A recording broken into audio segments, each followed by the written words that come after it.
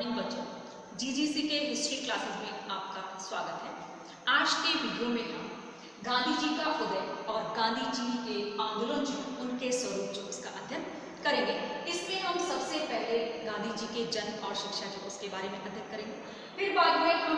दक्षिण अफ्रीका में रहते हुए गांधी जी ने किस प्रकार से संघर्ष किया था उसके बारे में अध्ययन करेंगे। उसके बाद में भारतीय राजनीति में प्रवेश किस प्रकार से किया और उन्होंने क्या क्या कार्य किया, और फिर बाद में जन संगठन की यानी कि जनता जो उसको संगठित करने के लिए उन्होंने कौन सी तकनीक जो उसको उपयोग किया था इसके बारे में अध्ययन करेंगे। इसके साथ ही हम गांधी जी के सत्याग्रह जो इसका अध्ययन करेंगे। तो हम आज की वीडियो में इन सब के बारे में अध्ययन करेंगे। आज हम अध्ययन करेंगे गांधी जी का उदय और गांधीवादी आंदोलन का स्वरूप क्या था, जिसमें सबसे पहले हम अध्ययन करेंगे कि गांधी जी का जीवन जो है उसके परिचय के बारे में अध्ययन करेंगे, उनकी शिक्षा किस प्रकार की थी, फिर उन्होंने दक्षिण अफ्रीका जो है उसमें किस प्रकार से संघर्ष किया, इसके अलावा फिर बाद में वो भारतीय राजनीति जो उसमें कैसे आए और जनता जो उसको संगठित करने के लिए उन्होंने किस किस प्रकार से कौन कौन के हथियार जो उनको अपनाया था, जैसे सत्याग्रह है, असहयोग है, इसके अलावा आपके सामाजिक बहिष्कार, हड़ताल, आर्थिक बहिष्कार, धरना, नागरिक अवज्ञा इत्यादि, अहिंसा इत्यादि के माध्यम से उन्होंने जनता जो उसको संगठित करने का प्रयास किया था और ब्रिटिश सरकार जो उसका विरोध करने का तरीका जो उन्होंने ये अपनाया। तो सबसे पहले हम उनकी प्रारंभिक शिक्षा और जन्म जो उसके बारे में अध्ययन करेंगे कि प्रथम विश्व युद्ध के बाद भारतीय राजनीति का इतिहास गांधी युग जो उसके नाम से जाना जाता है कि महात्मा गांधी अपने युग के महान नेता थे और लोकमान्य तिलक की मृत्यु के बाद उन्होंने भारत के स्वतंत्रता संघर्ष का नेतृत्व कर देश की को आज़ादी दिलवाई थी, इसीलिए उन्हें भारत का राष्ट्रपिता माना जाता है। उन्होंने स्वतंत्रता आंदोलन के दौरान जन संगठन की नई तकनीक अपनाई, सत्य, अहिंसा और सत्याग्रह के साधनों का सफल प्रयोग कर राष्ट्रीय कांग्रेस को प्रभावशाली जन आंदोलन के रूप में संगठित किया। इस दौरान उन्होंने न केवल राजनीति को बल्कि भारतीय जीवन के सभी पक्षों, सामाजिक, आर्थिक, शैक्षणिक एवं धार्मिक आदि को प्रभावित किया था। सबसे पहली बात आती है जन्म और शिक्षा कि मोहनदास करमचंद गांधी यानी कि महात्मा गांधी जो है उनका जन्म 2 अक्टूबर 1869 को गुजरात के पोरबंदर नामक स्थान पर एक वैश्य परिवार में हुआ था, ये आप सभी जानते हैं। और इनके पिता करमचंद गांधी पोरबंदर, राजकोट और बांकानेर रियासतों के दीवान रहे थे और इनकी माता पुतलीबाई अत्यंत धार्मिक प्रवृत्ति की महिला थी और उनका गांधी जी पर काफी प्रभाव था। वैसे भी समूचा गांधी परिवार पुष्टि मार्गीय वैष्णव परंपरा से अधिभूत था और 1876 ईस्वी में बालक गांधी अपने माता पिता के साथ राजकोट चला आया और वहीं उनकी प्रारंभिक शिक्षा हुई थी। 1881 में उन्होंने हाई स्कूल में प्रवेश किया और 2 वर्ष बाद ही उनका कस्तूरबाई से विवाह हो गया और 1887 में गांधी जी ने मैट्रिक परीक्षा जो वो भी पास कर ली और 1888 में उन्होंने कानून का अध्ययन करने के लिए इंग्लैंड की तरफ चले गए और 1891 में बैरिस्टर होकर वे वापस भारत लौटे। राजकोट तथा बंबई में उन्होंने वकालत की, किंतु उन्हें विफलता का सामना करना पड़ा और न्यायालय में एक बार झेप के कारण वे ठीक से बहस भी नहीं कर पाए और उन्हें मुकदमा हारना पड़ा। कुछ दिनों बाद उन्होंने पोरबंदर रियासत का न्यायिक कार्य भी किया, परंतु उन्हें रियासत के प्रशासकीय कार्य में प्रयुक्त चाटुकारिता एवं षड्यंत्र की रीति नीति जो बिल्कुल की पसंद नहीं आई। अंत में दादा अब्दुल्ला एंड कंपनी नाम की एक मुस्लिम व्यापारिक संस्था के दक्षिणी अफ्रीका के कानूनी कार्यों की देखरेख के लिए उन्हें नियुक्ति मिली और 1893 ईस्वी में वे दक्षिण अफ्रीका जो है वहां पर डरबन नगर जो वहां पर चले गए। फिर बाद में दक्षिण अफ्रीका जो वहां पर रहते हुए उन्होंने किस प्रकार से संघर्ष किया कि दक्षिण अफ्रीका में संघर्ष कि दक्षिण अफ्रीका में नाटाल के सर्वोच्च न्यायालय में अधिवक्ता के रूप में पंजीकृत किए जाने वाले वे प्रथम भारतीय थे और वे 1914 तक दक्षिणी अफ्रीका में रहे और इस दौरान वे प्रवासी भारतीय समुदाय के अग्रणी नेता के रूप में दिखाई दिए। और उन दिनों दक्षिणी अफ्रीका की गौरी सरकार भारतीयों तथा अफ्रीकियों के प्रति रंग भेद की नीति अपना रही थी और जिससे उन्हें कई प्रकार के कष्ट जो उनका सामना करना पड़ा। रेल द्वारा प्रिटोरिया की यात्रा के दौरान उन्हें रंग भेद की नीति जो उसका व्यक्तिगत अनुभव हुआ, इसीलिए दक्षिण अफ्रीका की गोरी सरकार की रंगभेद नीति के दमन के विरुद्ध उन्होंने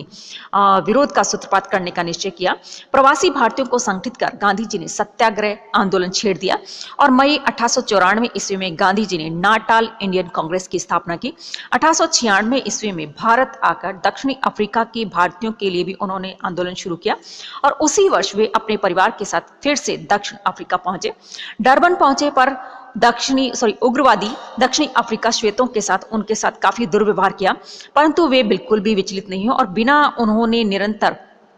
बिना विचलित हुए उन्होंने निरंतर 8 वर्ष तक गोरी सरकार के विरुद्ध संघर्ष जो उसको जारी रखा और उन्होंने अनिवार्य पंजीकरण तथा हस्तमुद्रण, अंतः प्रांतीय आप्रवास पर प्रतिबंध, बंधक मजदूरों पर लगाए गए कर तथा ईसाई विवाहों के अतिरिक्त अन्य सभी विवाहों के अमान्य ठहराने वाले कानून इत्यादि जो थे उनका विरोध करना शुरू कर दिया। और 1901 में वे फिर से भारत लौटे, परंतु 1902 में उन्होंने ट्रांसवाल के एशियावासियों विरोधी व्यवस्थापन का विरोध करने हेतु प्रवासी भारतीयों के निमंत्रण पर पुनः दक्षिण अफ्रीका जाना पड़ा और इस बार गांधी जी ने फिनिक्स फार्म की स्थापना करके आंदोलनकारियों के समुदाय संगठित किए एवं उनके आश्रय का प्रबंधन किया और गांधी जी ने आंदोलनकारियों से सरकार के काले कानून के विरुद्ध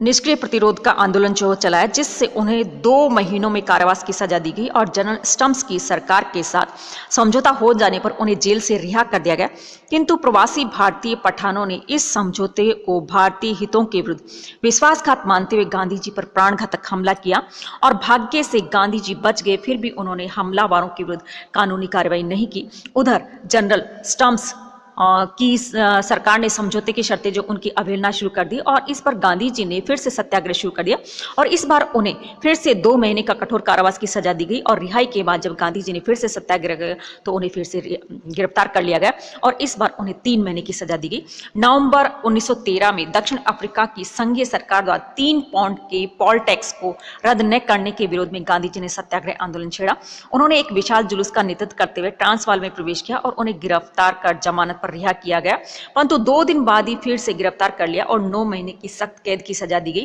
परंतु सरकार ने समझौता वार्ता हेतु उन्हें बिना शर्त रिहा कर दिया और जनरल स्मर्ट्स के साथ हुए समझौते के कारण गांधी जी ने सत्याग्रह आंदोलन जो उसको समाप्त कर दिया। इसके बाद गांधी जी इंग्लैंड चले गए और प्रथम महायुद्ध के शुरू होते ही उन्होंने लंदन में इंडियन एम्बुलेंस कोर संगठित की और इस संस्था ने युद्ध में घायल सैनिकों की सेवा करने में अहम भूमिका निभाई और ब्रिटिश सरकार ने उनको युद्धकालीन सेवा के उपलक्ष्य में केसरी हिंद स्वर्ण पदक जो उससे सम्मानित किया था। ये कार्य जो थे उन्होंने दक्षिण अफ्रीका जो उसमें रहते हुए किए थे कि किस प्रकार से उन्होंने जनता को संगठित किया और किस प्रकार से उन्होंने जितने भी यानी कि दक्षिण अफ्रीका जो उसमें यानी कि विरोधी कानून जो थे उन सभी का विरोध किया था। नेक्स्ट बात आती है भारतीय राजनीति में प्रवेश कि आखिर गांधी जी जो है अब भारत में आकर उन्होंने भारतीय राजनीति जो उसमें किस प्रकार से प्रवेश लिया था। 1915 ईस्वी में गांधी जी भारत लौट आए और कुछ समय बाद वे शांति निकेतन, हरिद्वार, पूना, बंबई, राजकोट, पोरबंदर आदि जगह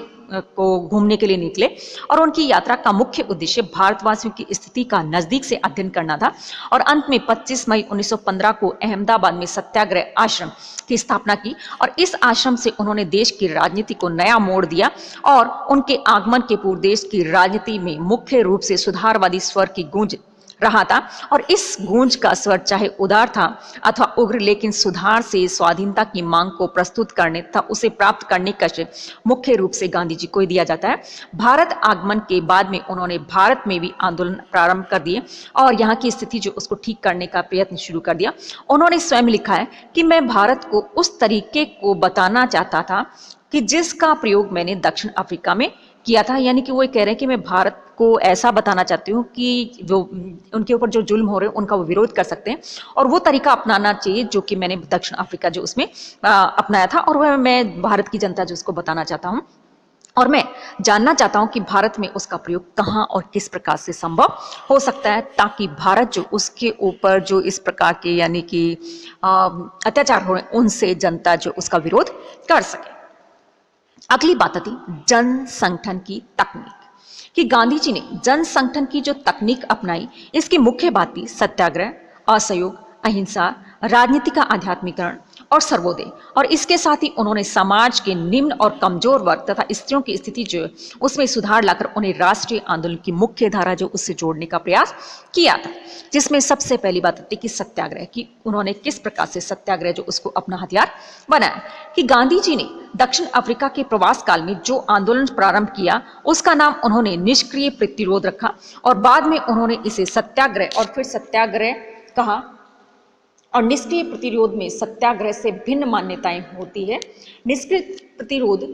में किसी के प्रति बल प्रयोग की मान्यता है और इसे दुर्बल की भावना के रूप में स्वीकार किया जाता है। और इसके विपरीत सत्याग्रह बलवान का शस्त्र है, इसमें कहीं भी हिंसा जो उसको स्थान नहीं दिया जाता है। सत्याग्रह का अर्थ लिया जा गया है कि विरोधी की को पीड़ा देकर नहीं बल्कि स्वयं को कष्ट उठाकर सत्य की रक्षा करना और सत्य असत्य का बिना यानी कि ध्यान किए बिना यदि सत्याग्रह प्रारंभ होता है तो यह सत्याग्रह नहीं दुराग्रह होगा। और इसी प्रकार से जब सत्याग्रह के मन में केवल अपनी ही विजय की कामना हो और दूसरों के अहित की इच्छा हो तो दुराग्रह की ही कहा जाएगा। तो इस प्रकार से उन्होंने बताने का प्रयास किया है कि सत्याग्रह क्या है। और भारतीय राजनीति को गांधी जी की एक सबसे बड़ी देन है कि सत्याग्रह संस्कृत भाषा का शब्द है जो कि सत्य और आग्रह दोनों शब्दों से मिलकर बना है, जिसका अर्थ होता है सत्य के लिए आग्रह करना। सत्य का अर्थ उचित और न्यायपूर्ण होता है। आग्रह से तात्पर्य किसी वस्तु को इतनी शक्ति और धैर्य से पकड़ना कि वस्तु व्यक्ति के व्यक्तित्व का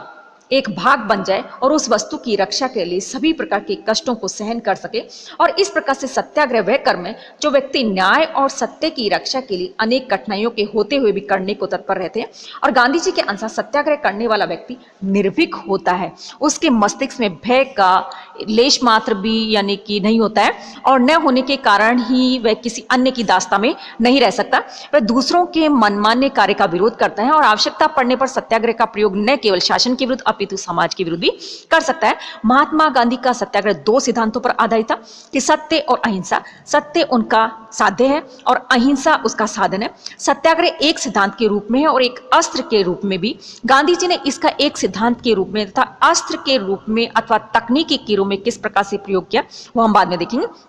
फिर बाद में आती है कि सत्याग्रह शब्द अपने आप संघर्ष जो उसको बताता है जो किसी अन्याय शोषण आदि के विरुद्ध है। चूंकि वह एक संघर्ष है इसीलिए उसके लिए एक निश्चित कार्यक्रम जो उसका भी होना जरूरी होता है और निश्चित कार्यक्रम मान्यता और वैज्ञानिक पद्धति पर आधारित होना चाहिए और जल्दबाजी में सत्याग्रह जैसा कदम नहीं उठाना चाहिए बल्कि सोच समझकर फिर बाद में ही उठाना चाहिए। और इसीलिए उन्होंने 6 बातें जो उनके ऊपर जोड़ दिया कि शिकायत जिस काम के लिए हम सत्याग्रह कर रहे हैं वो शिकायत जो बिल्कुल सही होनी चाहिए। दूसरी बात, सत्याग्रह शुरू करने के पूर्व विरोधी को भूल सुधार का संपूर्ण मौका देना चाहिए और उसे ठीक करने के लिए सारे प्राथमिक उपाय जो वो भी किए जाने चाहिए। और प्रतिरोध निश्चय ही अहिंसात्मक होना चाहिए। इसके अलावा पीड़ा